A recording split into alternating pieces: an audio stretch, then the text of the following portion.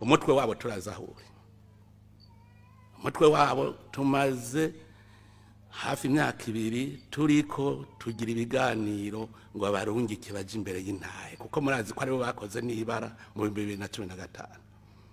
Ibiganiro turabazwa nuko gushika ubu novuga nti twarananiwe, kuko iyo tutananirwa baba barabaduhaye.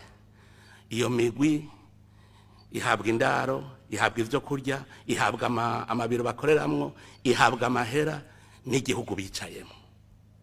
Naho mu Rwanda no hanura igihugu cy'u Rwanda yuko comenya ko babandanije barera umuntu ariko arica inzoya, bariko bari mu Rwanko, bariko bari mu mugera w'inzankano hagati y'abene gihugu b'ivyo bihugu bibiri. Mugabo tubashira imbere y'Imana, hajya nta kinanira Imana, hari higiye bazobona bibahurungukira ko batabizi. Mugabo duhanure abo babaha indaro, abo babagaburira, abo babaha amahera, abo babigisha igisoda kwica, babigisha kwica ntibabigisha n'igisoda, babigisha kwica, gukerera abantu. Twobahanura yuko bokwigenga ubuntu wa mutwe bakawushikiriza ubutungane bw'u Burundi kugira ngo abarundi bironkera amahoro. Igihe cyose bazoba bagifise igihugu kibakingira, kibagaburira, kibaha amahera, kibaha ibigwanisho, tuzaba dufise ibibazo. Mugabo nibaza yuko kazoza ni kabi kuri ivyo bihugu mu gihe umubanyi ari we ashobora gutuma abene gihugu bagandagurika mu gihugu. Ndasuriye kubaha kaze nshuti y'umwanya mubana natwe makuru n'ibiganiro dutambutsa kumuresha ko yanyu mukunda cyane ya Isange TV. Uyu no mwanya w'amakuru agezweho mu rurimi rw'ikirundi mushikirizwa n'imbonesha ko yanyu mukunda cyane ya Isange TV. Imbonesha kuri mwe rudende bashikiriza amakuru n'ibiganiro biba bigezweho kandi biba vyakorewe amatohoza mu rurimi rw'ikirundi. Ndabahaye mwiriwe, abandi ndabahaye mwaramutse bivanye naho muherereye. Iri ni iteka n'umunezero ntangere byo gusubira kubaha yambu na mwanya wa Isange TV. Imbonesha kuri mwe rudende bashikiriza amakuru n'ibiganiro biba bigezweho kandi biba vyakorewe amatohoza, haba muri politiki, mu nkino, mwiperereza, mu gateka kazi na muntu makungu ya kure ndetse nangaha mu kibano. Ndabaye kaza ro makuru n'ibyanyu turugira tubashikirize na makuru menshi cyane, na makuru yiri wavuga mu mihinga itandukanye, na makuru tugira tubashikirize kubiriko biravugwa na cyane muri politiki, aho tugiye kurabira hamwe ukungene hagati y'igihugu cy'u Burundi ndetse no Rwanda byo babihagaze, ndetse turabira hamwe n'ivyavuye mu nama yari yahuje abakuru b'ibihugu ngaha muri Tanzania. Turaba ukungene umutekano uhagaze, turaza kubigaruka ko turaba kungene Uburundi n'u Rwanda abi imeze ndetse niko imigenderanire yoba ihagaze. Ni mugende w'umukuru w'igihugu cy'u Burundi Evariste Ndayishimiye ashikirije amajambo avuga ko yananiwe, ari we wananiwe ngo n'ikibazo c'umutekano mukeyi uri ngaha mu karere k'ibiyaga binini na cyane imigenderanire hagati y'u Rwanda n'u Burundi. Abishikirije rero imbere y'abakuru b'ibihugu by'umuryango wa Afrika y'ubuseruko mu nama iri kirabera muri Kenya, aho rero yitabiriwe n'abakuru b'ibihugu bitandukanye.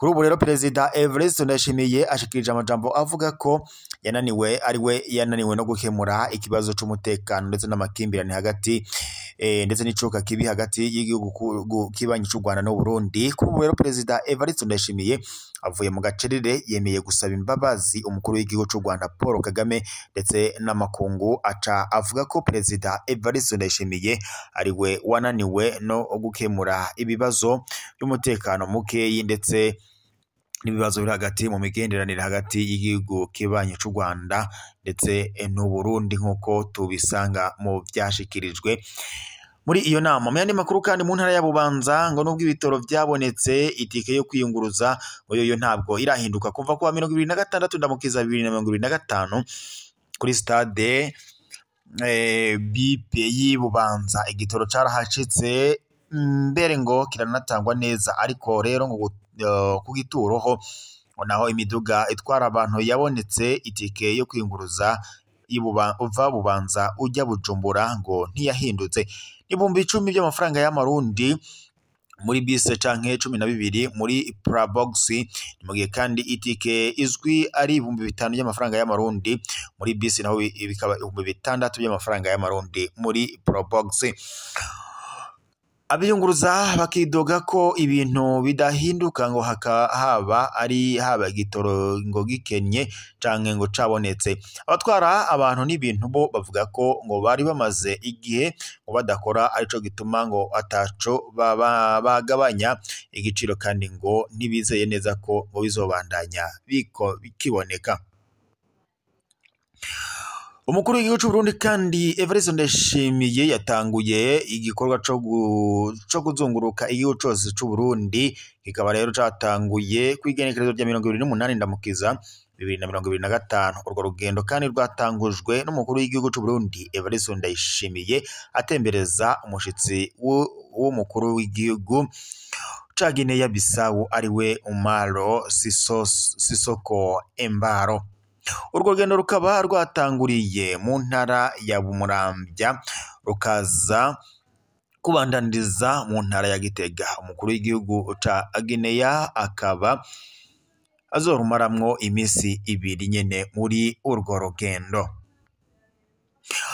Naho mu ntara ya Ruyigi ibiciro vy'amakara bikomeje kuzimba, babona ko rero ngo akwiye irindi soko ngo ntanganguvu riyunganira mu gukinjika. Umufuko w'amakara mu Ruyigi ni kimwe mu cangombwa umuryango wese witwararika cane, ariko rero bamwe mu banyaruyigi twaganiriye bamenyesha ko muri ino misi ayo makara ari ingorabahizi, aho umufuko ugurwa amafaranga ari hagati y'40 ndetse n'amafaranga 50 kandi mu ntango z'umwaka yagurwa amafaranga 2025. Akibaza ko ngo vyoba vyavuye ku barimyi bacana amakara ngo boba batwawe n'udukorwa tw'impeshi na rirya icirije ngo kure. Ni mu gihe kandi hari n'abibaza ko ibiti ngo ari vyo vyakeshe. Twegereye rero bamwe mu bayacana bemeza ko isoko ari iryo ngo ryagutse rica ngo rirazimbisha. N'uronse akanya ngo kuduga n'imodoka mu Ruyigi amanukana umufuko umwe gusa. Abo banyaruyigi kandi bakabona ko bari bakwiriye ngo guhabwa ubumenyi bwo kwihingurira amakara mu bindi biti bitari igiti. Bakemeza ko umuyaga nkuba ngo wari ukwiye kwamaho ugafasha mu kukinjika, kandi ngo hakanakoreshwa n'imicafu nk'ibitiritiri ndetse n'ibindi kugira ngo buri gihe ntihabe guhanga amaso igiti.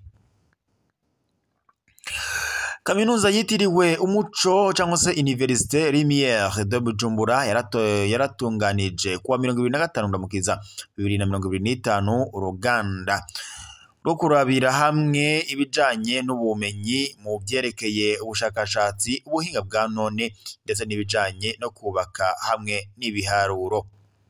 Urwo ruganda rwahuje abigisha, abashakashatsi, abanyeshure, abahinga mu vy'akazi hamwe ndetse n'abandi basanzwe bafashanya mu bijanye no gukora kugira ngo bashobore gukomeza igisata c'indero no kuzana akabirya muri ico gisata mu Burundi. Intumbero ni iyo gukomeza ivy'ibisata kugira ngo abakenyezi ndetse n'abigeme bashobore kubihurumbira ndetse ngo banaronke ubumenyi bukwiye.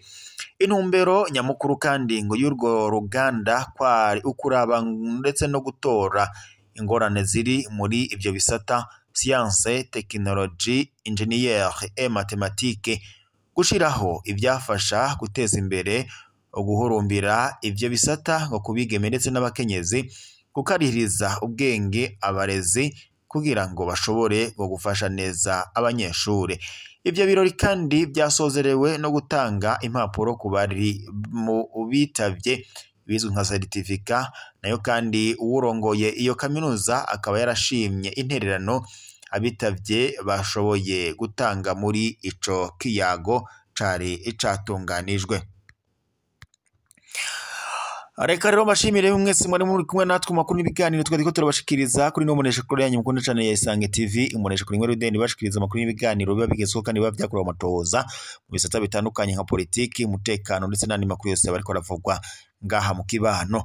Reka rero dusozerera amakuru yacu ngaha turaza gusubira mu makuru araza kuba agezweko gusa ndabibutse mu vyonde sabone ndetse na partage kugira muze muraba mbere kubona amakuru n'ibiganiro dutambutsa ku munesha kuri yanyu mukunda cyane ya Isange TV imunesha kuri ngwe rudende bashikiriza amakuru n'ibiganiro biba bigezweho kandi biba byakorewe amatohoza mu bisata bitandukanye nka politiki umutekano iperereza agateka kazi na muntu mu makungu ya kure ndetse n'andi makuru yose abariko aravugwa ngaha mu kibano.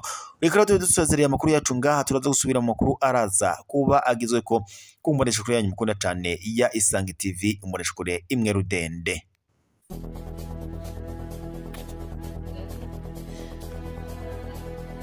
Na napfe kwigagurira